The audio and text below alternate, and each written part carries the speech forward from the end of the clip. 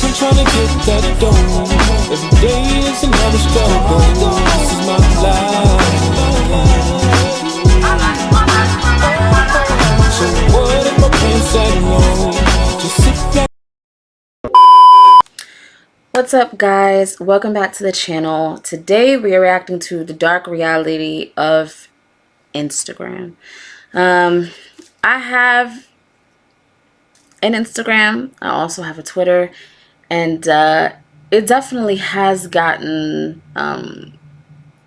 very satire, very out of line, I should say. There's just certain things about Instagram that maybe I don't agree with, or when it comes to the influencers, I just feel like it has gotten out of line to the point where you have kids who are in high school who want to be an influencer because they see the lifestyle that these so-called influencers are living. And a lot of the times the influencers aren't really living that life. It's a facade. That's all it pretty much is. Not all influencers, but I've heard of some influencers creating this facade on Instagram to gain followers, to gain money, and that's really not how they're living. So let's go ahead and jump into this video. Make sure you guys like, thumbs up this video before I even press play, and make sure you guys subscribe to the channel so I can get my subscriber count up. Let's go ahead and get into the video. Has brought her own shopping bags to flex on Rodeo. All the shops are closed, by the way. Getting that TikTok and Instagram video. Cigarettes and alcohol. Well, fun fact, social media has been described as more addictive than cigarettes and alcohol. When I was around 16, I would compare my reality to what I'd see on Instagram. I'd find myself shaming the 9-to-5 life and preaching the entrepreneur route with no capital at hand, because I would see all these people in my phone living in a perfect world. So I'd find myself trying to meet unrealistic expectations, trying to rush life. People tend to either get impressed or become weirded out when I tell them I'm on my weekly social media break. And this was because I fell into the rabbit hole of realizing how fake and processed social media really is. Meaning what people show on there is not what it really is in real life. And this video is just to scratch the surface of things. Talk about things that are kind of serious, you feel me? Let me give you guys an example, right? Here's what everybody thinks an angel from the Bible looks like. And this is actually what biblical angels look like. Crazy, right? The gram versus reality. I met this one girl, you know, solid 8 out of a 10 on Instagram. But reality has something different to say. Reality was like, you're not that guy, pal. Trust me, you're not that guy. Me and this Instagram baddie, we meet. What I seen on Instagram was different from what I was physically looking at in person. And let's just say that's the whole meaning of the word Instagram reality. There's this Reddit with 1 million member actually called Instagram reality. I will let them explain it. Social media is a breeding ground for Facetune and Photoshop. It's unbelievable how some people get away with it while others don't. If you're still confused on what this whole thing is, they expose boys and girls on the cap they post on Instagram versus what they really are in real life. Here's a Roblox character. Here is an Instagram model. I don't know about her legs. They look like they was made in China. And here's a girl that obviously looks Facetune. When did God start manufacturing IMVU characters? Sun is out, but the buns are out. Why go to the dentist when you could just pinch your teeth on? Here's a picture of a girl and what she posted on her Instagram. And here is that same girl in an unedited photo where somebody tagged her. Imagine getting exposed by a tag photo. No words. I have no words for this. Fiending for likes. Instagram, as we all know it, has become a place where people can post about their day, the latest drip they got on, how much money we make. You trying to run this shit up, you don't need no sleep. You know, I'm not gonna talk much. I'm gonna let the demonstration do its talking. I'm gonna show y'all some prime examples. Here's a model called Azra Mion with 94.5 thousand followers at the time this picture was taken on what seems to be a private jet. There's 2 lovely ladies wearing the lovely red on a cool looking private jet. Here's Mariah Isabel, another model. It looks like the same private jet. Looking private jet. Great pictures, right? Looks like they're all swimming in cash for them to be, you know, to be able to even fly a private jet. According to Google, you can expect to pay $1,300 all the way up to $3,000 to rent a jet that can seat 4 to 6 people. Where are these girls getting these money from? Are these girls really paying these fees, or this is all just an illusion? One thing that's common about the pictures I just showed you, these girls are in LA, and a lot of things can be found in LA. Another thing, if you noticed, these 3 pictures were all taken on a jet with the same white seat, with the same plywood background,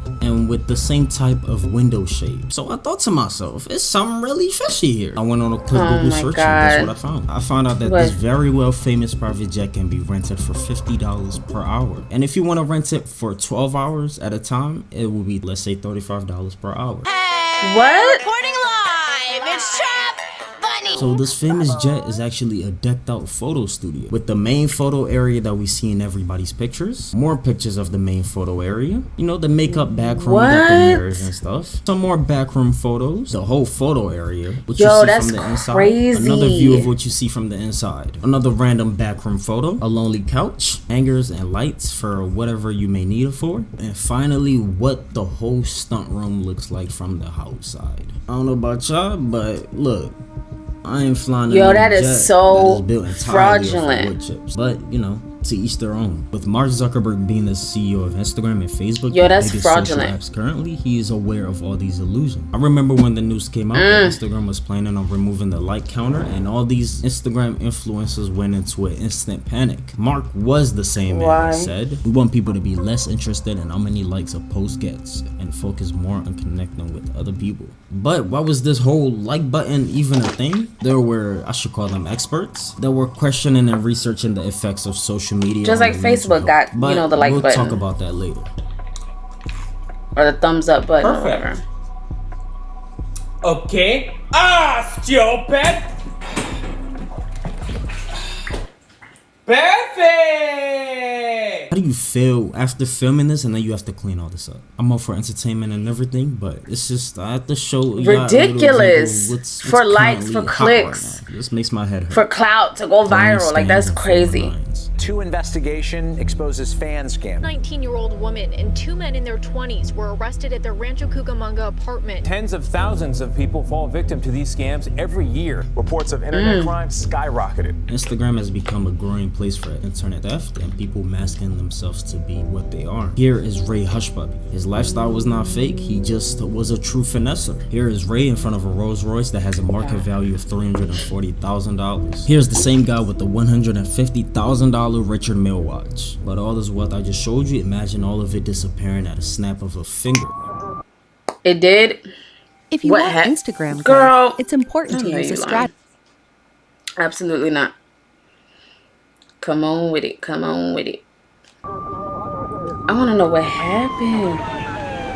Dubai police have once again solved yet another case involving an international online scammer. At the start, Ray sold secondhand clothing in Nigeria. He had a reputation as a Yahoo boy and, you know, as I like to say, a 419. And these are local slang terms we Nigerians use for a cyber criminal. During this time with the money that was stolen, Ray left Nigeria. He immigrated to Malaysia, and from there he went to the UAE. As he continued to do his fraud online, he built an Instagram following from the clothes, the jewelries, and the cars he would post on his social media. You know what I'm thinking right now? I feel like a lot of people be doing that. Robin Hood, somebody that takes and gives to the community. But I guess that's not happening no time soon. What I'm saying is there are sources out there that has said Ray has not lifted any of his old friends from poverty, and he has also ignored multiple warnings from friends and families regarding his lifestyle. What's crazy about all this is one of his close associates even revealed that his dad is still a cab driver in Lagos, Nigeria. But, you know, whenever Ray would be asked what he did for money, he would often shrug it off and tell people he was a real estate developer. And he also has it right here on his Instagram bio. According to Glassdoor, a real estate developer can only expect to make as high as $160,000 a year. But everything Ray had acquired would all be gone on the night of January 2020. 6 raids were carried out simultaneously while the suspects were sleeping in their Dubai residences. They found more than $37 million in cash, not counting what he had in different accounts all over the world. They also took the luxury cars that were used in his photos and sentenced them to 2 decades behind bars. I'd like to go into further details about this and make a whole separate video on this whole case. He's serving 2 decades? It's interesting if you really look into it. But there are tons of Instagram, you know, influencers that have had stories like this. But for the sake of watch time, I chose this story because it's interesting to I want to take this time to say, if y'all are enjoying this video so far, look, leave a like button. It helps me out more than y'all think. I think it does. Shit. Comparison. I can 100% say I'm guilty of this myself. Let me use YouTube for example. example in this case. It wouldn't be Instagram, because I never really cared about Instagram followers or anything like that. If I'm looking to the left, I say this all the time, I'm looking at my notes, I'd see people with less subscribers than me blowing up from chasing, you know, several trends. Y'all know I want to keep my content original, so whenever I see somebody chase a trend and he blows up over that shit, it gets me heated. I ain't gonna lie to y'all, that shit get me furious. I would usually compare myself, my stats, what I'm doing to them, and that was very terrible for my growth on YouTube. It would make me take breaks from YouTube trying to think of new content on how it could fit the trend. It wouldn't really be the trend, but it would be content that will match the trend. Basically trend jacking, that's what I call it. Instagram, and not only Instagram, all these social apps are really weird because nobody posts about their failure. Everybody seems to post their success stories on Instagram, you know, it's themselves having an absolute blast. It's nothing sad on Instagram. Get on Instagram, you see the littest things on it right now. It's just this, you know, comparison culture that has been around for a while. Actually, I was talking to one of my friends, he'll probably watch this, his name is Aaron. He was like, we only want something because we see other people have it. If we never see other people have that thing, we would be content with what we have. And it was actually true. There was an interesting study at a university with monkeys. It's kind of a funny, but it's a sad study. The studies found that the monkeys were perfectly happy with exchanging their stones for cucumbers until they seen other monkeys exchanging their stones for grapes. The cucumber monkeys, they had a reaction to it. You know, it's the same way with the social media thing. There's this unhealthy comparison culture that we seem to get ourselves into. We see Lexi in Dubai on Monday, we see James in freaking Aruba on Tuesday. You're like, why is my life so boring, you know? Why am I stuck in this bubble of nowhere? Why am I here? And this is one of the things that I feel like is gonna be real damaging to a lot of people. Wow. That's it briefly said. I could get into details, but you know, I don't want to make this too long. Mental health. The top social medias have been ranked on a scale of 1 to 5, with 1 being the worst. That's the one for your mental health. We have YouTube on number 5, with number 4 being Facebook, with Snapchat being the 3rd, followed by Twitter, and the last being Instagram. It's crazy because these studies, I see it on myself. I would go out with friends, I would just see myself pulling out my phone out my pocket randomly and just trying to check DMs from y'all. So I'm used to getting DMs from y'all, and it just became a memory thing. I would just do it unconsciously. I found that totally honestly weird. Between Twitter and Instagram, I don't know. Twitter is toxic. I started Stan Twitter, not regular Twitter. I feel like Stan Twitter is really toxic. To even do work on videos is not even a problem for me. If you've seen the Black Mirror episode where people can upvote or downvote each other in real life, you get a sense for how Instagram operates virtually. We live in a town where your popularity and respect is linked to the amount of likes your photo can get. But Tunde, if Instagram does all this, why do you still use it? I gotta look at it from my perspective. This YouTube game is the game, and I'm just a player in the game. The amount of followers I have is to establish an authority as a brand and make TFG stronger. At the end of the day, for you to get a brand deal, you gotta have some sort of following. And I also don't want to miss out on the opportunity of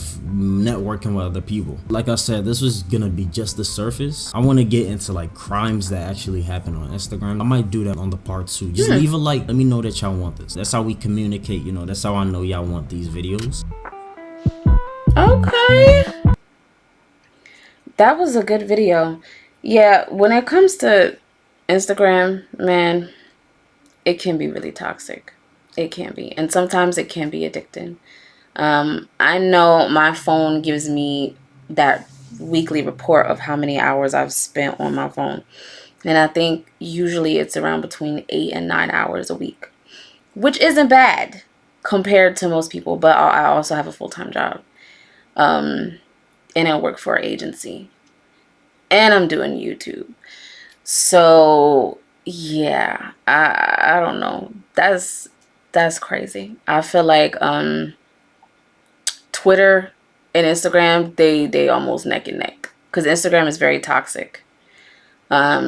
And Twitter is very toxic as well. But I think it's a certain part of Twitter that gets labeled toxic, not just regular people posting what they're doing. I think when you get into Stan Wars and whose artist is better and who's trending and who's not, that's when it becomes really, really toxic. But that was a great video, man. Shout out to him. What's his name? Tund Funny. Make sure you guys subscribe to him. That was a good video. Anyway, make sure you guys like, comment, subscribe, turn on post notifications so you know when I'm dropping a video, and I will see you guys later. Bye. Done it all, been through it all. walked over the motherfucking fire with sandals. Gonna burn your feet eventually.